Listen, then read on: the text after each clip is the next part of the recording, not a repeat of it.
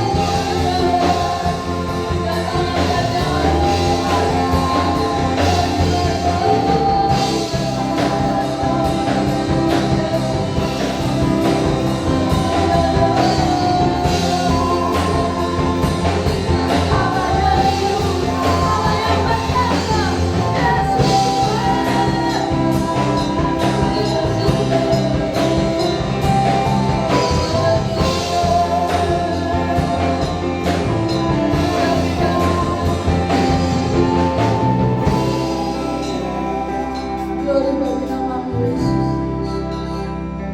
Glory bagi nama-Mu Tuhan. Biarlah Engkau yang berdaulat atas kehidupan kami.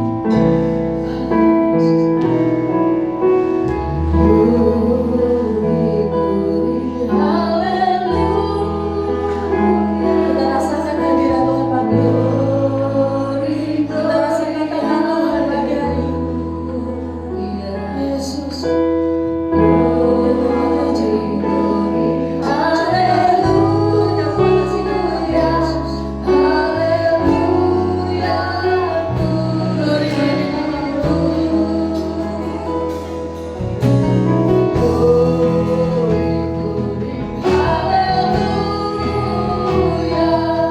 Kita sama-sama mengangkat tangan kita untuk menyerahkan kita kepada Tuhan. Haleluya.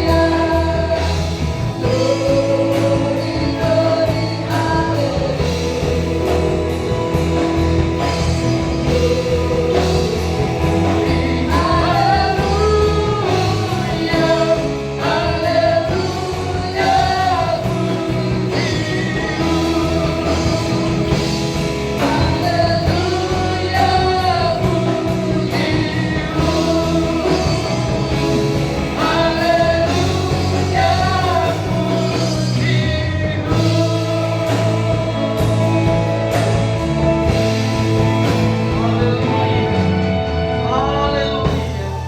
Glory, haleluya. Puji Tuhan Allah yang hidup. Bapa kami yang ada di surga, dikuduskanlah nama-Mu. Datanglah kerajaan-Mu di bumi seperti di surga. Berikanlah kepada kami hari ini makanan kami yang secukupnya. Dan jauhkanlah kami daripada apa yang jahat. Jauhkanlah kami dari pencobaan. Dan biarlah kami boleh hidup saling mengasihi, saling mengampuni antara satu dengan yang lain. Sebab Engkau yang punya kerajaan, kuasa yang kekal sampai selama-lamanya. Kami percayakan ibadah pagi hari ini sepenuhnya dalam otoritas Tuhan. Di tengah-tengah situasi pandemi, kami membutuhkan pertolongan-Mu. Kami membutuhkan kasih karunia-Mu. Kami membutuhkan urapan-Mu, perlindungan kuasa darah Kristus, sehingga wabah ini boleh dilalukan dari antara kami, sehingga kami setiap saat boleh menghampiri Tuhan dalam ibadah kami. Kami percayakan ibadah hari ini sepenuhnya dalam otoritas-Mu. Kami tidak mengawalinya, kami tidak masuk dalam gerbang pujian. Tuhan bekerja di antara kami, memberkati kami. Terpuji nama Tuhan, di dalam kuasa nama Tuhan Yesus kami bersama-sama siap untuk masuk dalam gerbang pujian. Haleluya. Yang siap diberkati berkata dalam percaya. Amin. Shalom Bapak Ibu Saudaraku sekalian. Siap memuji Tuhan pada pagi hari ini. Siapa yang hadir tuh? Siapa yang percaya Tuhan hadir di tempat ini? Amin. Tuhan Yesus hadir di tempat ini untuk melawan kita semua. Kita mau berikan kemuliaan Tuhan. Kita mau katakan haleluya. Kurang keras. Haleluya. Masih mau memuji Tuhan. Haleluya. Tuhan yang hadir di tempat ini Tuhan. Melawan setiap hati kami Yesus.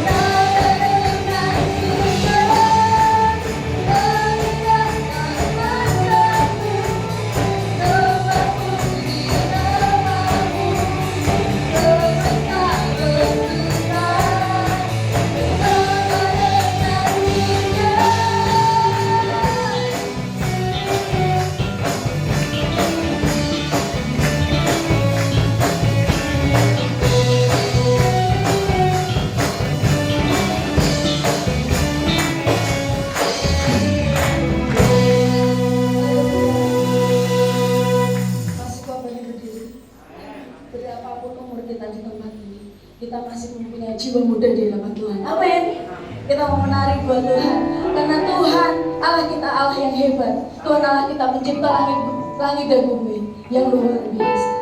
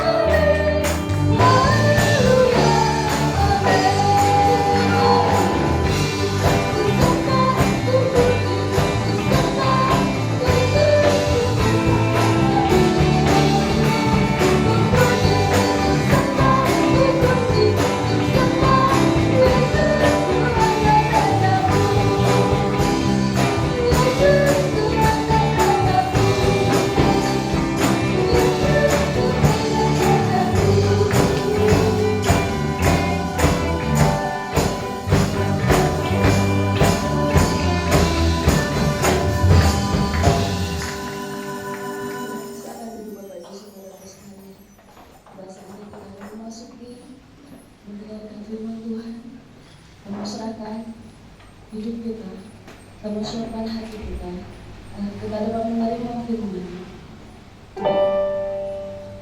Bapa kita adalah Tuhan yang sejauh doa. Ada banyak kekuatan di dalam doa. Hanya ada di dalam doa. Segala sesuatu yang tidak mungkin menjadi mungkin di dalam hidup kita.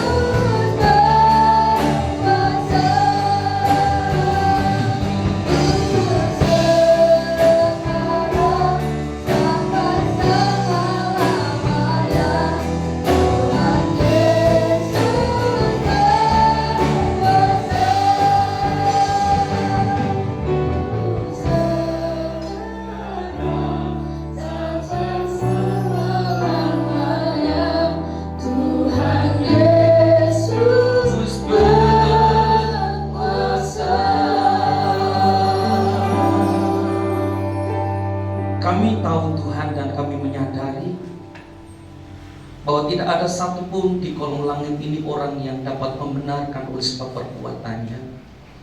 Kami dibenarkan oleh sebab kasih karunia. Dan ketika kami berdoa karena kasih karunia dan pembenaran Tuhan, maka doa kami menjadi doa yang dipenuhi kuasa Tuhan.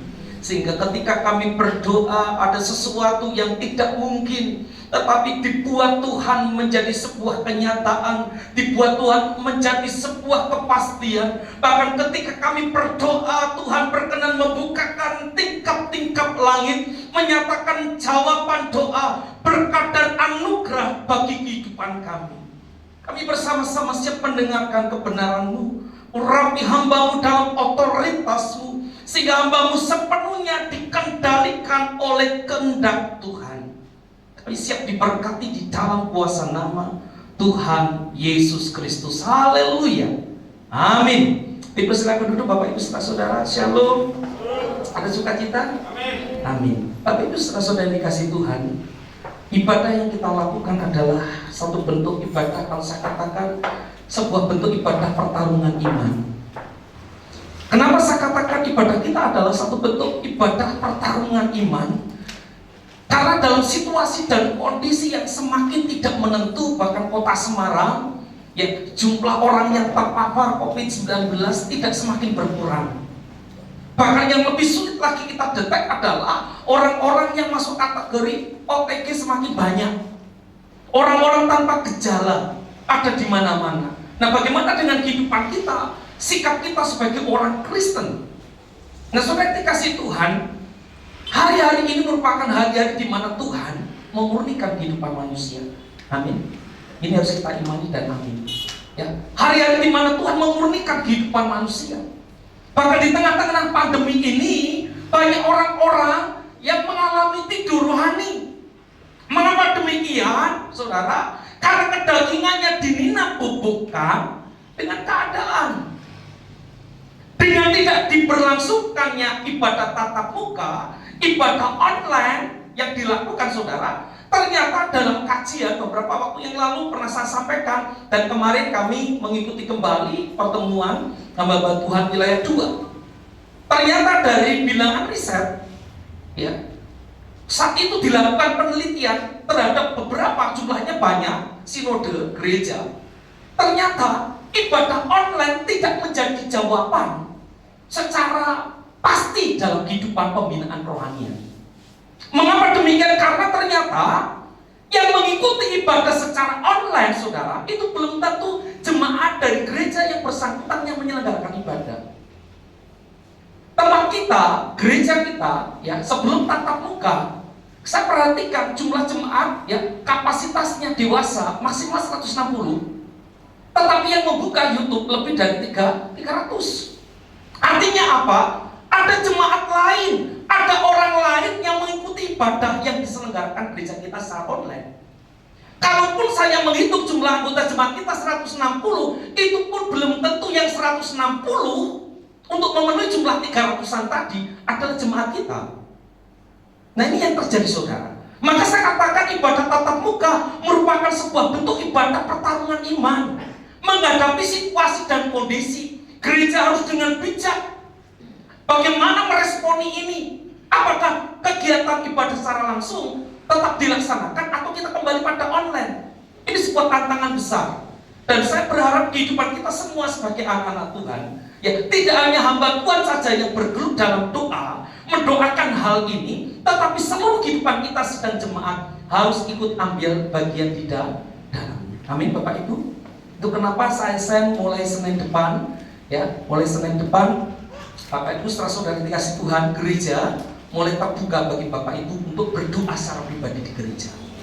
Ya, sekali lagi, ya, saya sangat tekankan mulai bangun mesbah keluarga. Ya, tekankan kehidupan doa dalam kehidupan kita. Sebab tanpa doa kita akan jatuh di dalam pencobaan. Yesus mengingatkan Petrus dan Yakobus ketika mengikuti Yesus sedang ada dalam taman Getsemani. Apa yang Tuhan pesankan? Berjaga-jagalah dan berdoalah supaya kamu tidak jatuh ke dalam pencobaan. Dan saya mau berkata, doa merupakan kekuatan satu-satunya kehidupan orang Kristen menghadapi tantangan akhir zaman. Orang Kristen yang tidak pernah berdoa dalam hidupnya pasti jatuh dalam pencobaan. Kenapa demikian? Karena Tuhan sendiri berkata, berjaga-jagalah dan berdoalah supaya kamu jangan jatuh ke dalam pencobaan. Petrus, Yohanes, Yakobus tidak mengindahkan saat itu oleh sebab tidur. Situasi dan kondisi kadang-kadang membuat kita mengalami kenyamanan kedagingan sehingga lupa. Kadang-kadang tanpa ibadah tatap muka, ketika jumlah jam ibadah mulai berkurang, kehidupan kerohanian kita pun dalam tanda petik perlu dipertanyakan pembinaannya. Oleh sebab itu saya tekankan berulang-ulang, tolong ketika saya renungan, baca saudara. Kenapa demikian? Karena renungan itu tidak hanya sekedar ditulis, tapi renungan itu hasil sebuah pergumulan mempersiapkan jemaat ketika menghadapi tantangan akhir zaman ini, jemaat mengalami kemenangan. Nah saudara, mari bersama-sama sesuai tema kita buka kitab Matius pasal yang ke-6. Matius pasal yang ke-6 ayat 5 sampai yang ke-13 saya akan bacakan secara cepat. Ada beberapa hal yang rindu saya sampaikan. Ya, hal berdoa, dan apabila kamu berdoa, janganlah berdoa seperti orang munafik. Mereka suka mengucapkan doanya yang dengan berdiri dalam rumah-rumah ibadat dan pada tikungan-tikungan jalan raya, supaya mereka dilihat orang. Aku berkata kepadamu, sesungguhnya mereka sudah mendapatkan upahnya. Tetapi jika engkau berdoa, masuklah ke dalam kamarmu, tutuplah pintu, dan berdoalah kepada Bapamu yang ada di tempat tersembunyi. Maka Bapamu yang melihat yang tersembunyi akan membalasnya kepadamu.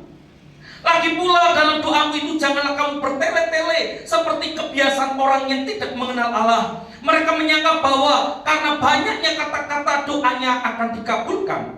Jadi janganlah kamu seperti mereka, karena Bapamu mengetahui apa yang kamu perlukan sebelum kamu minta kepadanya. Karena itu berdoalah demikian: Bapa kami yang di surga, dikuduskanlah namamu, datanglah kerajaanmu, jadilah kehendakmu di bumi seperti di surga. Berikanlah kami pada hari ini makan kami yang secukupnya, dan ampunilah kami akan kesalahan kami, seperti kami juga mengampuni orang yang bersalah kepada kami. Dan janganlah membawa kami ke dalam pencobaan, tetapi lepaskanlah kami daripada yang jahat. Oleh pihak penulis ditambahkan penekanan dalam burung, ini bukan konteks aslinya, ada penekanan, dikatakan karena engkaulah yang mempunyai kerajaan dan kuasa dan kemuliaan sampai selama-lamanya. Nah Bapak Ibu saudara kasih Tuhan, saya ingin cepat ya saudara dapat lihat, kalau nanti memang diperlukan akan saya share di grup ya. Yang harus dipahami, yang harus kita pahami tentang doa adalah, yang pertama, doa itu merupakan kebutuhan hidup orang percaya. Jadi kalau orang percaya tidak berdoa, pada dasarnya orang percaya itu akan mengalami kematian rohani. Karena kebutuhan hidup. Kalau kebutuhan hidup tidak terpenuhi, maka akan terjadi gangguan dalam kehidupan kita. Kalau kita tidak memenuhi kebutuhan hidup kita tentang hal makan, maka kita akan mengalami kematian. Kalau kebutuhan hidup kita tentang pakaian itu tidak kita penuhi, kita akan mengalami kedinginan dan suatu saat akan mati. Kenapa? Karena pakaian itu dibuat dalam rangka melindungi tubuh dan lain sebagainya. Jadi ketika kita sadar sebagai orang Kristen, kita harus memahami doa merupakan kebutuhan hidup. Sehingga ketika orang Kristen tidak hidup di dalam doa, orang Kristen tidak menjadi berdoa dalam hidupnya, maka lambat laun kehidupan rohaninya akan mengalami kematian. Ingat, ketika perumpamaan diberikan Yesus tentang penabur, ada benih yang jatuh di semak belukar. Dan benih itu tumbuh, tetapi mati. Kenapa? Impitan ada di mana-mana. Kehidupan kekristenan yang tidak hidup di dalam doa, maka tekanan zaman ini akan menyebabkan kehidupan kerohaniannya akan mati. Jadi jadikanlah doa sebagai kebutuhan hidup. Yang kedua, fungsi doa bukan untuk mendapatkan pujian, tetapi doa itu berbicara tentang didengar dan dijawab oleh Tuhan.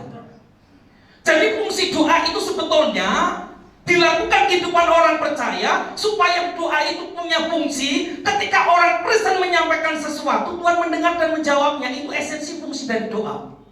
Sia-sia kita berdoa ketika Tuhan tidak mendengar.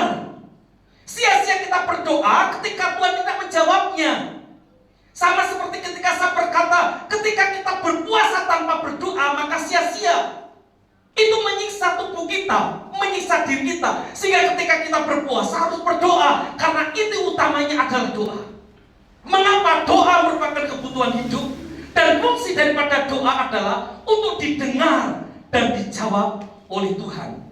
Bagian yang ketiga, kualitas doa tidak ditentukan oleh panjang dan indahnya kalimat, saudara. Kadang-kadang ketika ada orang ditunjuk berdoa, Pak, kalau betul sakit dungo, salah, saudara. Setiap orang percaya pasti bersiap berdoa, karena doa itu tidak dibutuhkan kalimatnya panjang atau indah. Walaupun kalau kita diizinkan diberkati jauh lebih baik. Tetapi esensi doa, kualitas doa itu ditentukan oleh kualitas hati pendoanya. Itu kenapa nanti di doa Bapa kami ada penekanan. Ampunilah kesalahan kami, seperti kami juga mengampuni orang yang bersalah kepada kami. Mengapa demikian? Karena kalau orang tidak mengampuni orang yang bersalah dalam kehidupannya, maka orang itu tidak akan diampuni oleh Bapa. Orang yang tidak diampuni dosanya, seperti Nats berkata, apa yang menjadi penghalang antara kita dengan Tuhan? Dosa kita. Artinya, seseorang yang rindu doanya punya kualitas, hatinya harus berkualitas. Ada kelemah lembutan, ada kerendahan hati, ada kesadaran diri membutuhkan Tuhan, menjalin relasi dengan sesama dengan kasih. Di minggu yang lalu saya berkata, kasih merupakan benteng terakhir keluarga, supaya keluarga tetap utuh. Dan bagian yang keempat, doa disampaikan bukan berdasarkan keinginan, tetapi berdasarkan kebutuhan. Sehingga tadi ada beberapa titik di ayat ini, terutama ayat yang ke-8, Tuhan tuh ngerti apa yang kita butuhkan, apa yang kita perlukan sebelum kita berdoa. Tetapi yang menjadi pertanyaan, kenapa kita harus berdoa? Tahu Tuhan sudah tahu kebutuhan hidup kita, kenapa kita harus berdoa? Ini berbicara Tuhan menuntut dalam kehidupan kita sebagai seorang anak, mau membuka diri dan selalu berrelasi dengan Tuhan. Ini berbicara relasi sekali lagi. Ya, beberapa minggu yang lalu sekali saya katakan, doa ini tidak berbicara antara relasi manusia dengan manusia. Seperti yang dilakukan orang Farisi, dia berdoa supaya mendapatkan kepujian. Tetapi doa merupakan relasi hati dengan Tuhan. Nah, 4 perkara ini vital, saudara, kalau kita ingin doa kita didengar dan dijawab oleh Tuhan.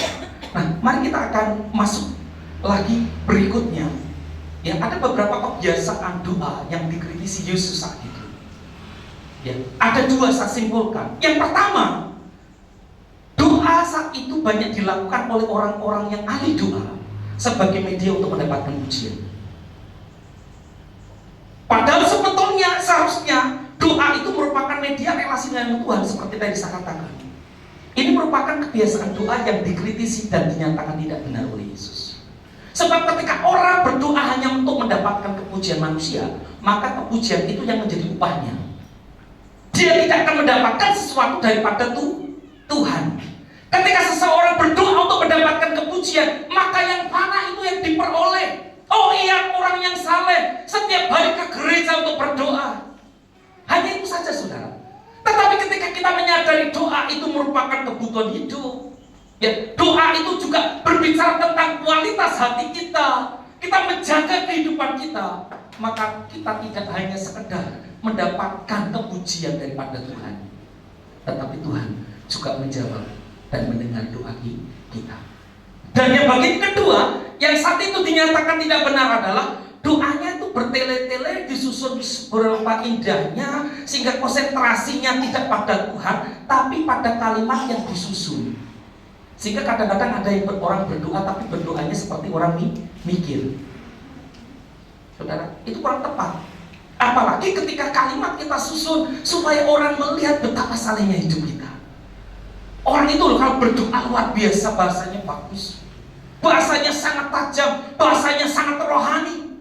Ya, ada banyak perkara-perkara di dalam kitab suci yang diungkapkan. Tidak hanya cukup itu, saudara. Tetapi sekali lagi Tuhan menekankan dalam hidup kita supaya doa itu bermuatkan permohonan sesuai kebutuhan. Tidak usah panjang-panjang, kebutuhan hidup kita apa. Itu kenapa mulai Senin saya tekankan yang rindu saudara, saudara menjadi pemenang di akhir zaman. Ambil waktu berdoa di gereja. Ya, saudara tidak perlu, misalnya saya katakan tidak perlu itu bukan berarti kalau kita rindu lebih daripada itu saya dilarang, tidak, saudara, tetap boleh.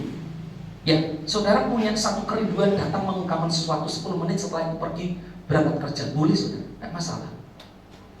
Yang misalnya satu contoh beliau mau berangkat kerja, ya datang ke gereja dulu, berdoa mengungkapkan apa yang menjadi kebutuhan hidup saat itu.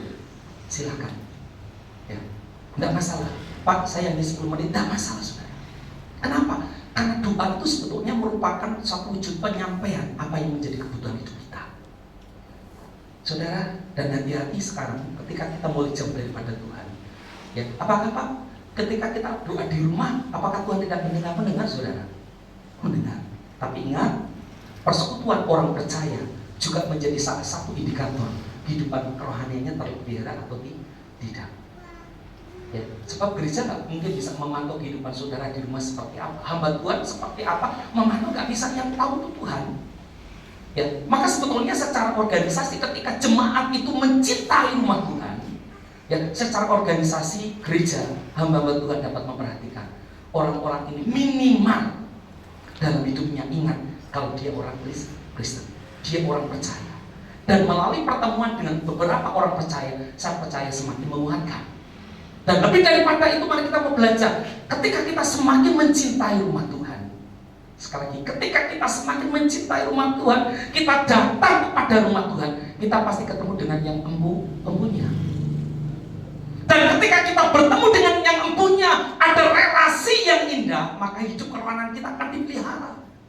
Dan lebih daripada itu, apa yang kita butuhkan, pasti Tuhan akan mencukupkan. Nah, saya akan mengupas secara cepat, kira-kira 10 menit tentang doa Bapa kami. Saudara, doa Bapa kami itu di dalamnya sebetulnya ketika kita mempelajari itu berisi tentang permohonan sekaligus perintah. Ya, permohonan sekaligus perintah. Kenapa? Coba kita camkan.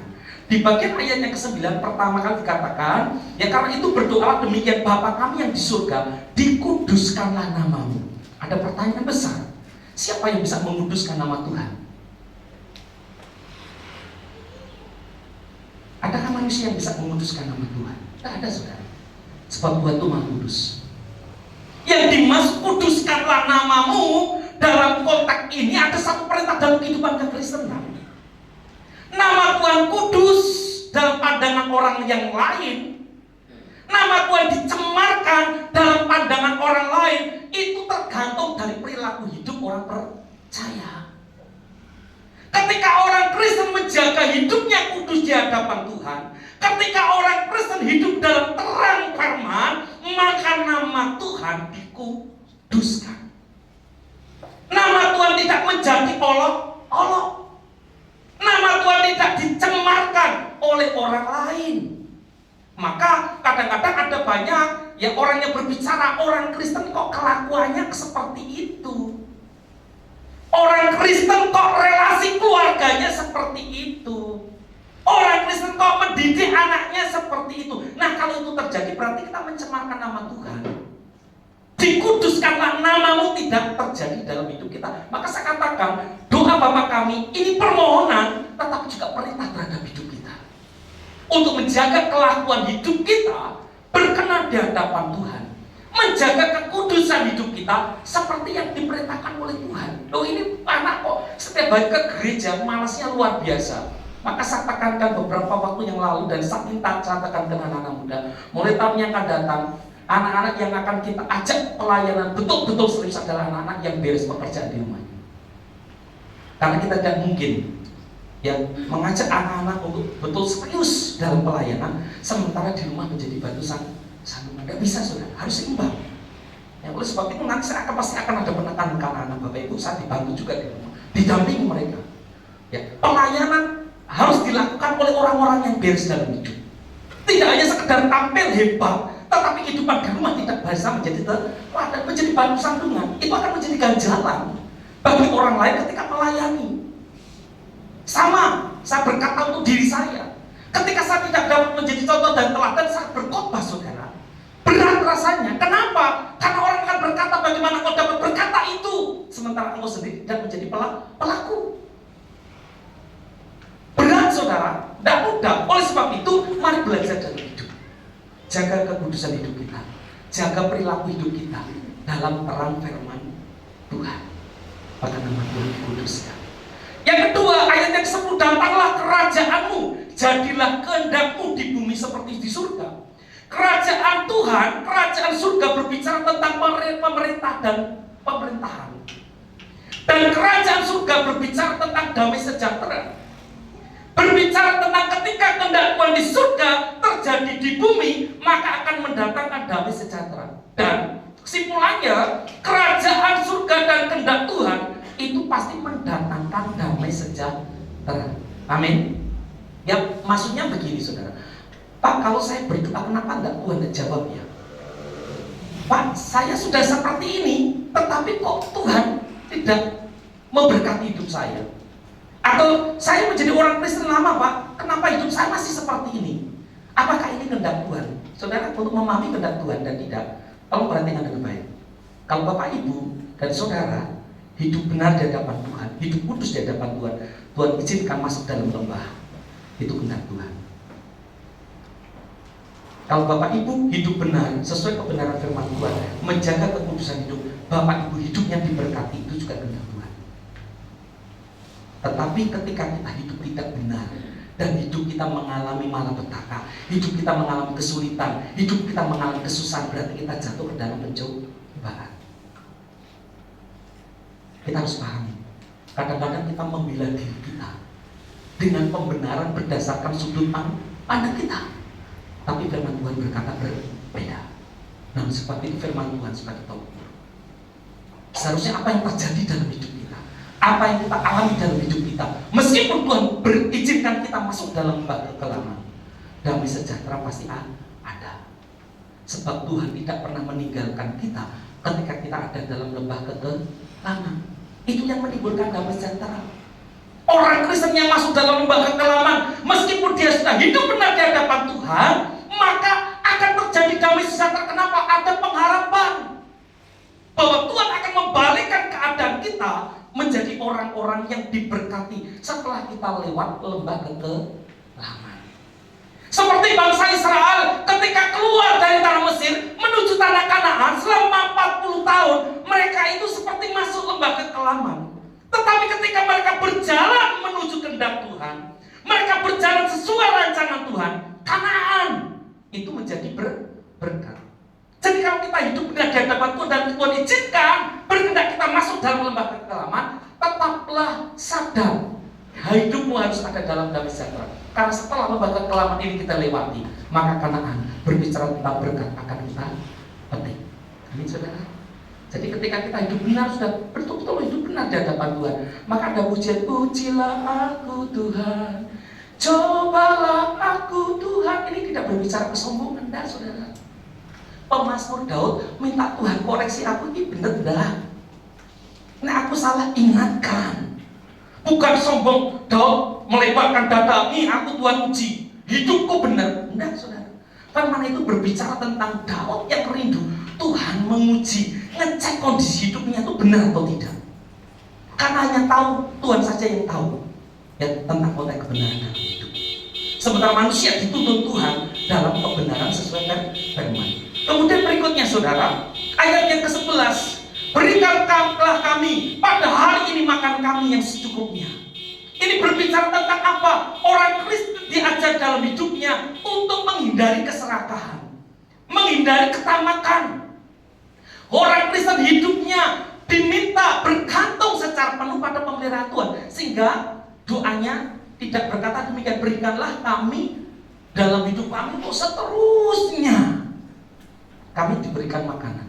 Nah, tapi pada hari ini berbicara tentang orang Kristen diajar hidup dalam konteks kesederhanaan, tidak serakah, tidak taat. Sisi yang lain, kenapa kok pada hari ini? Karena Tuhan mau setiap saat kita berrelasi dengan Dia. Kita setiap saat tertaut kepada Dia. Kita menyadari tanpa Dia tidak akan ada berkat. Dan salah satu latar belakang kalau saya coba pelajari, ini berbicara tentang Tuhan memberkati bangsa Israel dari tanah Mesir menuju ke Kanaan adalah memberi makanan mana. Mana tidak boleh ditandu istilahnya, tidak boleh disimpan. Setiap orang Israel satu hanya diizinkan mengambil satu bagian untuk hidupnya hari itu. Mereka aja tetap percaya berdoa karena esok Tuhan memberikan lagi, kecuali pada hari Sabat. Satu hari menjelang Sabat mereka boleh ambil 2 bagian. Kenapa? Karena dalam tradisi Israel hari Sabat mereka nggak boleh bekerja, sehingga Tuhan memberikan lebih. Yang terakhir saudara, sebelum saya masuk dalam membawa kami, ampunilah kesalahan kami akan kesalahan kami, seperti kami juga mengampuni orang yang bersalah dengan kami. Ini berbicara tentang doa itu ternyata juga ada kaitannya dengan relasi dengan sesama.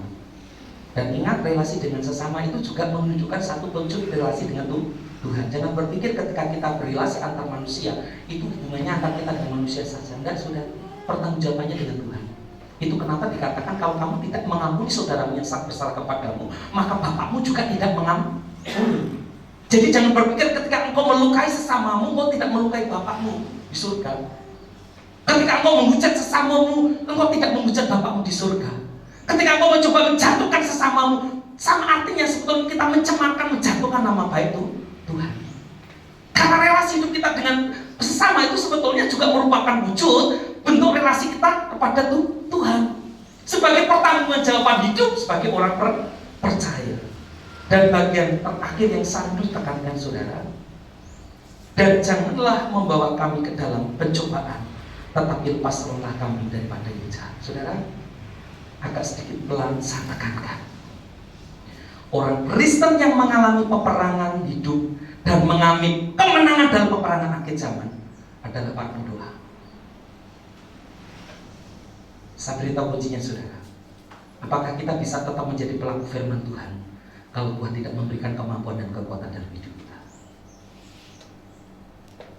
Saya berkata nonsen, gak mungkin orang bisa menjadi pelaku firman dalam hidup kalau dia tidak hidup sebagai pendoa. Mengapa?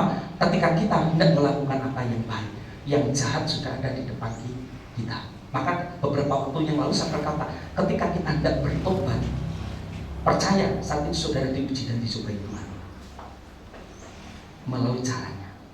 Ketika kita mau bertobat, justru kita ada dalam masalah, tapi harus diselesaikan. Sebab ketika kita terus mengalami metanoia, mengalami pertobatan, Tuhan akan membebaskan kita dari ikatan yang ada untuk diberikan kehidupan yang jauh lebih baik. Cepat nanti renungkan saudara. Hanya doa satu-satunya kekuatan dalam hidup kekristenan. Saudara, saya mau tekankan, karya keselamatan diberikan secara cuma-cuma, tapi kita harus berjuang. Amin saudara. Amin. Ayo mulai sekarang ini bangunlah relasi dengan keluarga dalam sebuah keluarga. Ya. Mulai Senin, ayo yang rindu WA saya supaya jadwalnya bisa saya atur, nggak tunggu kamu. Saya berharap ya maksimal mungkin bisa sekali datang 4 keluarga di masing-masing tempat, nanti cepat kita akan atur. Bagi kami sebagai hamba Tuhan ini juga tidak mudah, karena kami harus ekstra tenaga memfasilitasi. Tapi bagi kami ini merupakan satu bentuk di mana kami harus melayani ya, pemeliharaan rohani jemaat. Ya Pak, saya rindu berdoa jam sekian. Ya, doa pagi saya kasih rentang antara jam 6 ya. Atau yang mau datang jam 5 ya boleh. Jadi saya antara jam 6 sampai jam 9 pagi. 3 jam itu dimanfaatkan. Demikian yang bisa saya sampaikan, dan kesimpulannya, jadilah pendoa dan bertekunlah di dalam doa. Sebab apa? Hidup kita, kebutuhan hidup kita pasti dipenuhi. Dan nomor 2, kita tidak akan jatuh ke dalam pencobaan. Karena saya katakan saudara, ketika kebutuhan hidup kita tidak terpenuhi pun kita bisa jatuh ke dalam pencobaan. Dan yang terakhir, ya, ketika kita menjadi pendoa dan bertekun dalam doa, maka kita akan mengakhiri pertandingan hidup kita di dalam kemenangan. Artinya, siapa yang tidak pernah berdoa dalam hidup pasti akan mengalami kekalahan. Tetapi seorang pendoa yang benar akan mengalami kemenangan. Jadi doa adalah kunci untuk mencapai kemenangan hidup. Amin. Mari bersama-sama kita tutup diri. Kita akan menyambut firman Tuhan dengan pengajaran doa yang sederhana seperti pujian awal tadi. Haleluya. Bapakku yang di surga, di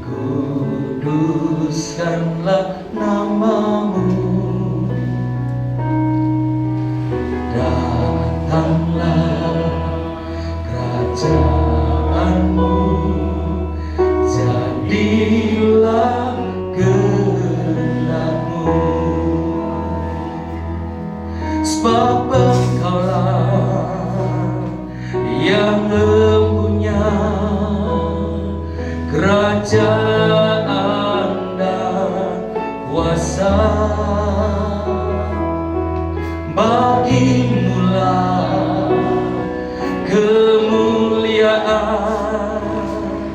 kekal selamanya. Dengan segenap hati ku sujud menyembahmu. Dengan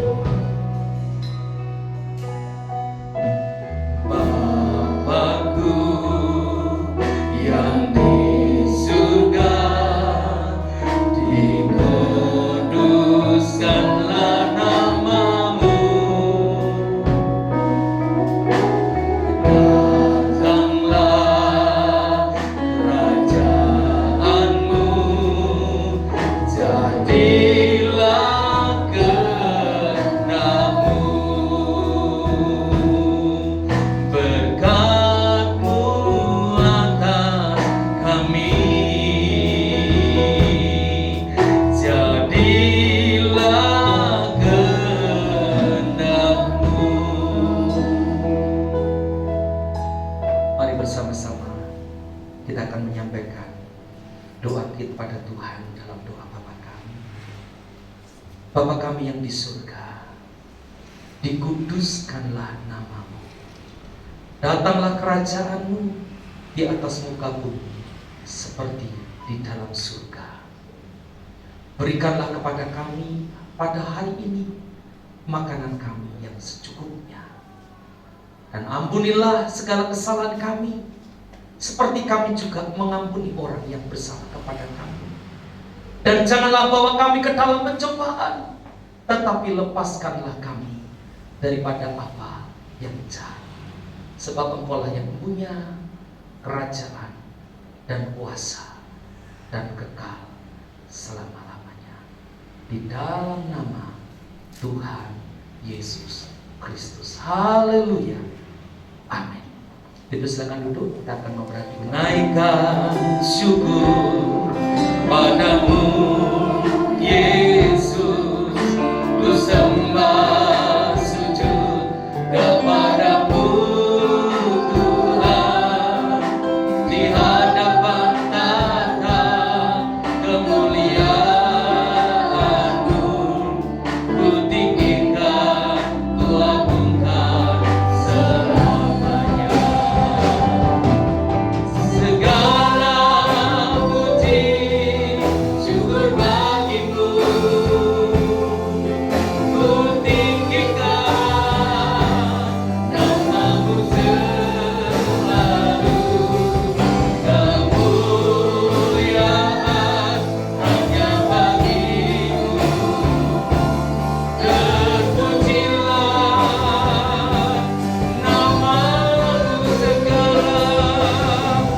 segala puji syukur bagimu,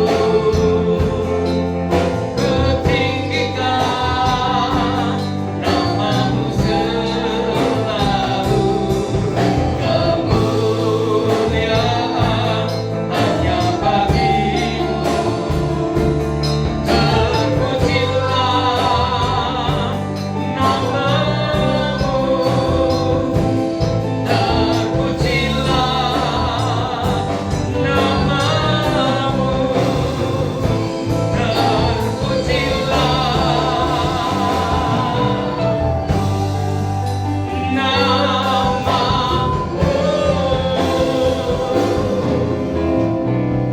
Kami mengucap syukur pagi hari ini. Tuhan telah memberkati ibadah yang pertama, dan kami percaya ibadah kedua sebentar sore pun Tuhan akan memberkati, Tuhan akan melindungi. Sebelum kami pulang meninggalkan tempat ini, kami bersyafaat memohon kasih karunia dan kemurahan Tuhan boleh terjadi atas Mak Jumaati dan Bapak Petrus Cahyo Baskoro. Tuhan Allah Yehova Rafa di dalam kuasa nama Yesus menyempurnakan kesehatannya, karena kedua hamba-Mu ini sangat rindu dalam hidupnya menghampiri Tuhan di dalam rumah-Mu, memperhatikan dan perhitungkan kerinduannya. Demikian juga kami berdoa untuk bangsa dan negara ini, untuk kota kami tercinta Semarang. COVID-19 belum selesai ya Tuhan. Kami harus memeranginya dengan cara menjaga kesehatan hidup kami, dengan cara kami mau taat mengikuti protokol kesehatan, dengan cara setiap hari, setiap saat kami berdoa memohon perlindungan daripada Tuhan, dengan cara kami meminta supaya Tuhan berkenan mengulurkan tangan, menjaga, memberkati bangsa dan negara ini, memberkati kota kami ini, sehingga wabah COVID-19 di dalam kuasa nama Yesus Tuhan bisa lalukan dan selesaikan. Bapa di dalam surga, di tengah-tengah situasi seperti ini, kami tetap percaya program Natal diberkati oleh Tuhan. Renovasi gedung gereja, pengadaan lahan parkir, pengadaan mobil fasilitas pelayanan, proses cetak sertifikat dalam nama Yesus terjadi dalam anugerah Tuhan. Bahkan Engkau Allah Jehovah Jireh, Engkau mengadakan semua biaya yang dibutuhkan. Sebab Engkau tidak mempermalukan pekerjaan pelayanan bagi kemuliaan nama. Terus kami berdoa untuk semua kami yang boleh hadir hari ini. Tutup bungkus kami dengan kuasa darah-Mu. Tata kondisi dan keterpaksaan kami harus beribadah mengajak anak-anak kami. Ini juga bukan perkara yang mudah ya Tuhan, yang harus kami sikapi. Lindungi anak-anak yang Tuhan percayakan dalam hidup kami dengan kuasa darah Kristus. Lindungi kami semua orang tua, anak-anak muda yang beribadah dengan kuasa darah Kristus. Kami hanya bisa memohon belas dan kasih-Mu terjadi atas hidup kami. Bahkan di tengah-tengah situasi yang semakin sulit, kiranya dalam nama Tuhan Yesus Kristus, padang gurun diubahkan menjadi taman Tuhan. Tanah yang kering dan tandus diubahkan menjadi tanah yang subur. Kehidupan perekonomian kami dijamah dan diberkati oleh Tuhan dalam nama Yesus. Kami percaya kami pulang dalam damai sejahtera, sebab kami akan menjalani aktivitas dalam penyertaan dan berkat Tuhan. Haleluya. Bapak Ibu saudara-saudara yang dikasih Tuhan, setelah kita bersama-sama beribadah kepada Tuhan, maka mulai sekarang berdirilah dengan teguh. Pandanglah Tuhan sebagai satu-satunya sumber berkat dan pertolongan dalam hidupmu. Angkat kedua tangan dengan percaya dan terimalah berkat Tuhan yang sempurna pagi hari ini. Kiranya pagi hari ini boleh turun dan tercurah berkat yang melimpah atas hidup kita. Berkat yang datang dari pihak Allah Bapa, serta kasih dan anugerah dari Tuhan Yesus Kristus. Dan biarlah kiranya persekutuan dalam kuat kuasa Roh Kudus tetap tinggal diam, menyertai hidup kita dalam kemenangan. Mulai hari ini, bahkan sampai Maranatha, Tuhan Yesus memanggil hidup kita. Dan sampai Tuhan Yesus datang untuk kali yang kedua, menjemput dan mempermuliakan kita semua di dalam kerajaannya yang penuh dengan damai. Yang percaya katakan dengan iman. Amin.